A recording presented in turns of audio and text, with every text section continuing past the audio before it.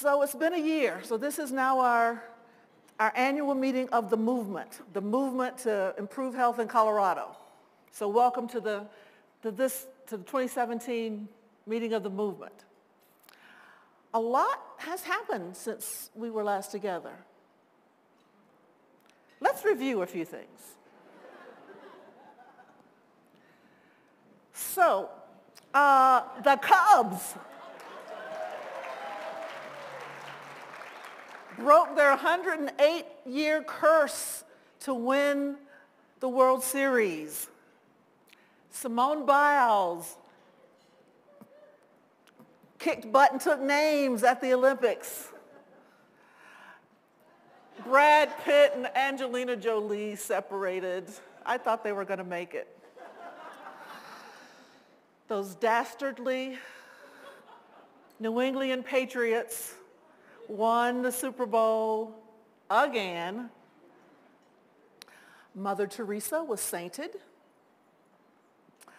The Pope, just a few weeks ago, the Pope had to issue a memorandum to the body to say that communion bread does and will continue to contain gluten.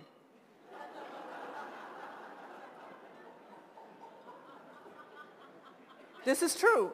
I imagine it was some U.S.-based of the flock that asked that question. But he confirmed, nope, it does and will continue to contain gluten. Superwoman, a woman starring movie. It was like the biggest opener of all time. And then, in case you've been under a rock somewhere, we have a new POTUS, a new president and leader of the free world. Now, all of this is good news, all of this is important news, but it all pales, absolutely pales in comparison to this next bit of news, that the Colorado Health Foundation is changing its vision statement. Now, who remembers what our old vision statement was? That we wanted to make Colorado the healthiest state in the nation. So we started thinking about that. And we realized that that was actually an attainable goal. That's attainable. We can do that in this state. But we could do it and still leave 25% of the population unaccounted for. That we could be the healthiest state and still have a huge health gap, health equity gap, health inequity gap in the state. So we decided we didn't want to do that. We didn't want to talk about that. So we decided that what we want to do is to bring health in reach for all. And with that bringing health in reach for all, it gave us some direction around who we're talking about. Those of us, all of us in this room, health is in reach for us. We're employed. We're literate. We probably all have health insurance. We have the option to make the best choices for ourselves. We've got health within reach, so we're not worried about you. But there's a whole population across the state that doesn't have health in reach. And the further away that reach is, that's who we're going to be targeting most.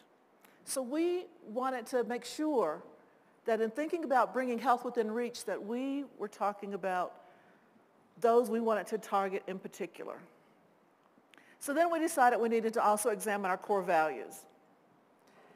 And we determined we didn't want to be passive, that we wanted unequivocal language and bold language about who we are and what the public should expect of us in the stewardship that we have all agreed to serve. And then we said, well, what do we believe? So we believe that health is a basic human right.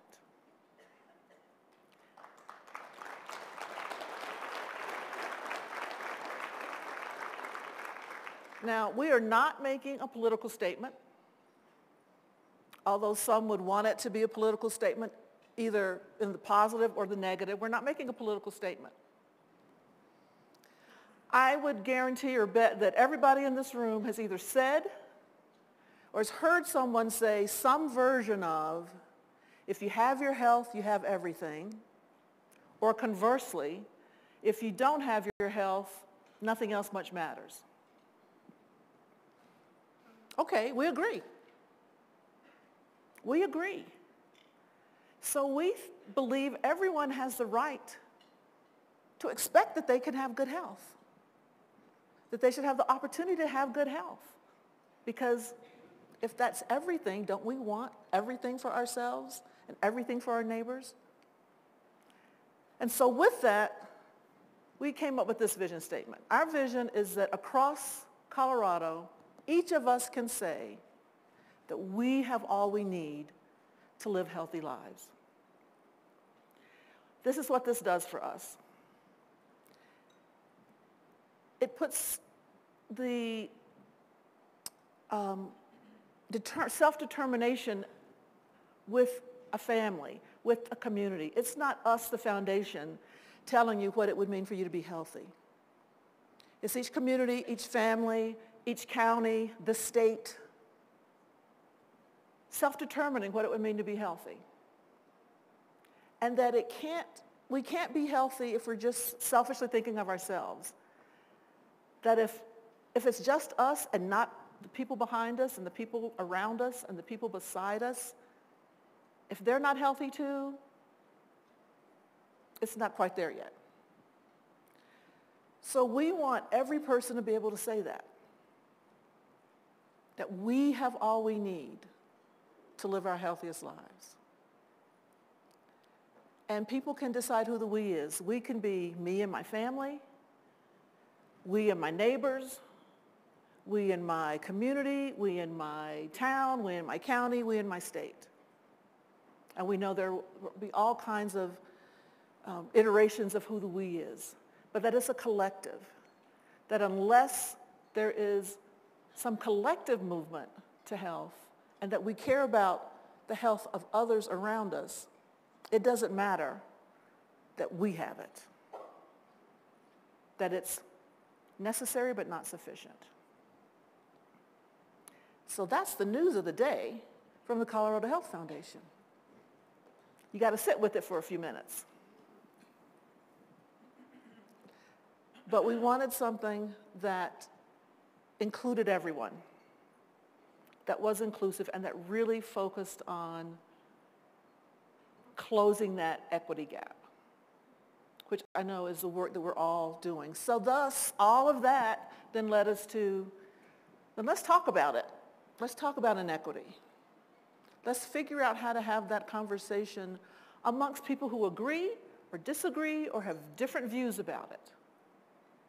Whether it exists, who it exists among, why does it exist, how do we eliminate it? Let's have that conversation. So I think you're going to be excited about this day. Now, when I think about this, you see these people here? Especially those two young people, my children. Those two young people and their parents have absolutely everything they need and most of what they want.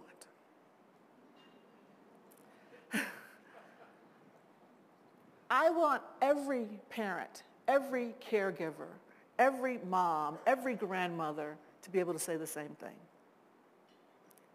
And I know each of you can pull out your phones now. Do it, please. Pull out your phones and find a picture. Go in your gallery. Find a picture of those loved ones you have and show it to the person beside you.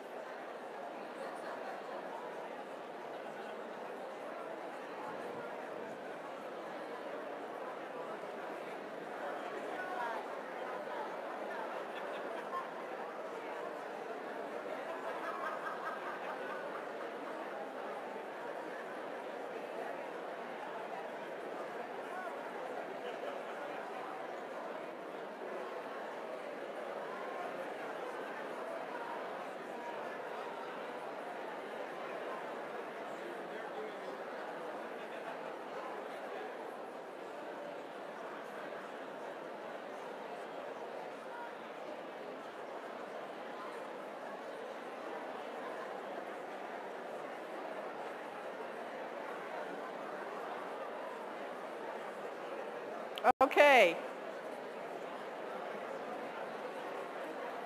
That could have been a mistake.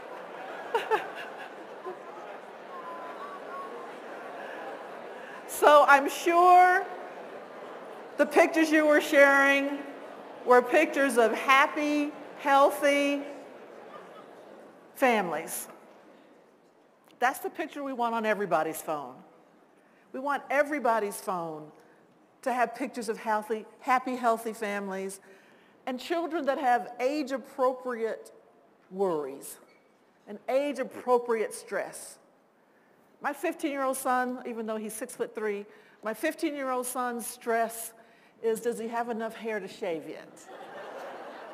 That's what he's worried about.